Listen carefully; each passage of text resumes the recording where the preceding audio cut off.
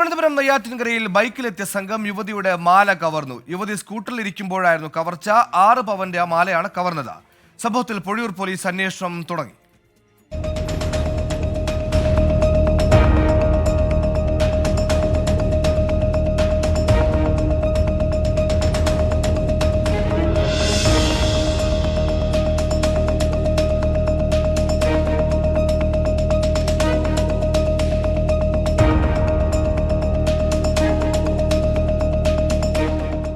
രാവിലെ 11 മണിയോടെയാണ് സംഭവം. പട്ടാപ്പകൽ പൊതുജനമധ്യത്തിൽ വെച്ചാണ് ബൈക്കിലെത്തിയ സംഘം വീരാലി സ്വദേശിനി ലിജിയുടെ മാല കവരുന്നത്. ഇരുചക്രവാഹനത്തിൽ ഇരിക്കുമ്പോഴായിരുന്നു സംഭവം.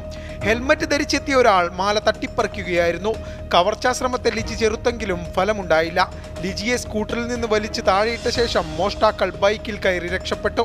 6 പവൻ തൂക്കം വരുന്ന മാലയാണ് നഷ്ടമായത്. ലിജിയുടെ പരാതിയിൽ പൊഴിയൂർ പോലീസ് കേസെടുത്ത് അന്വേഷണം തുടങ്ങി. പരിസരത്തെ CCTV ദൃശ്യങ്ങൾ കേന്ദ്രീകരിച്ചാണ് അന്വേഷണം.